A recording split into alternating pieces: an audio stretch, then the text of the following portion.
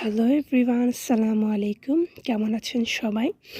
আজকে আমি আপনাদেরকে রেস্টুরেন্টের মতো লাল টকটকে tomato sauce without food colour ছাড়া কিভাবে তৈরি করব সে প্রস্তুত প্রণালীটি আপনাদের সাথে শেয়ার করব।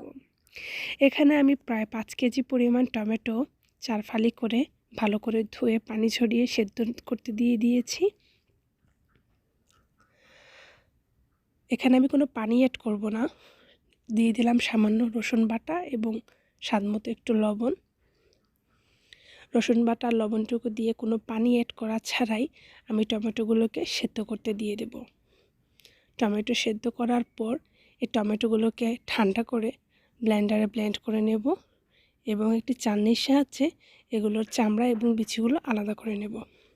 এই দেখুন আমাদের টমেটো সেদ্ধ হওয়ার পরে প্রায় এরকম হয়ে গিয়েছে। এখন টমেটোগুলোকে আমরা ভালোভাবে চালনির সাহায্যে চেলে এর চামড়া এবং বিচিগুলো আলাদা করে নেব। আমরা চামড়া আর বিচিগুলো আলাদা করে ভালোভাবে চেকে নিয়েছি।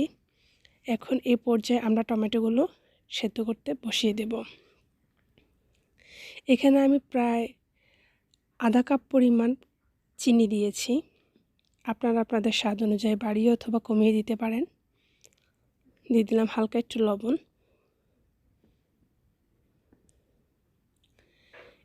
এ পর্যায়ে দিয়ে দিব লাল মরিচের গুঁড়া।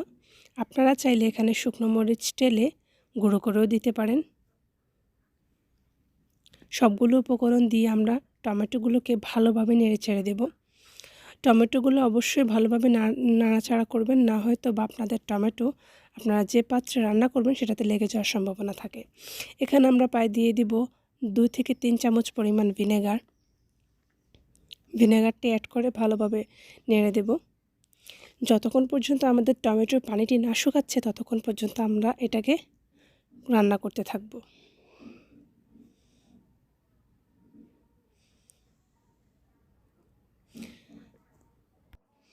এই সিজনে টমেটোর দাম কিন্তু বাজারে খুবই সস্তা।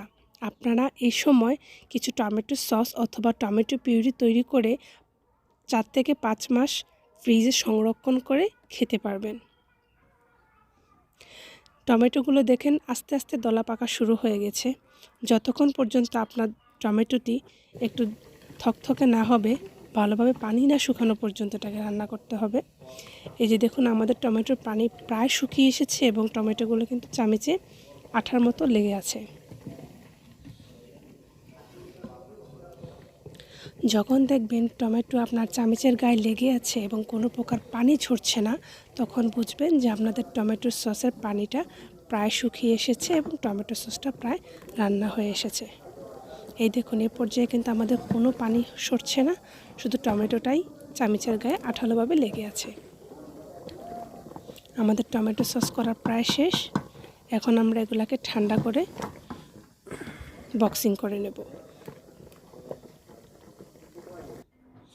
এই পর্যায়ে একটি প্লাস্টিকের অথবা কাচের জারের মধ্যে আপনারা টমেটো সসটি সংরক্ষণ করে ফ্রিজে নর্মাল টেম্পারেচারে 4 থেকে 5 মাস সংরক্ষণ করে খেতে পারবেন। আপনারা বাসায় রেসিপিটি অবশ্যই ট্রাই করবেন এবং কমেন্টের মাধ্যমে জানাবেন আপনাদের টমেটো সসটি কেমন হয়েছে। এবং আমার চ্যানেলটি সবাই সাবস্ক্রাইব করবেন এবং সবাই পাশে থাকবেন। এই শীতে আপনারা কি কি জিনিস সংরক্ষণ করে রেখেছেন আমাকে কমেন্টের মাধ্যমে অবশ্যই জানাবেন এবং আপনাদের কোনো ট্রিক্স জানা থাকলে আমাকে অবশ্যই শেয়ার করবেন। এই যে দেখুন কোনো প্রকার ফুড কালার অ্যাড করা ছাড়া কীরকম লাল টকটকে রেস্টুরেন্টের মতো টমেটো সস তৈরি করে নিলাম। সবাই বাসায় অবশ্যই ট্রাই করবেন।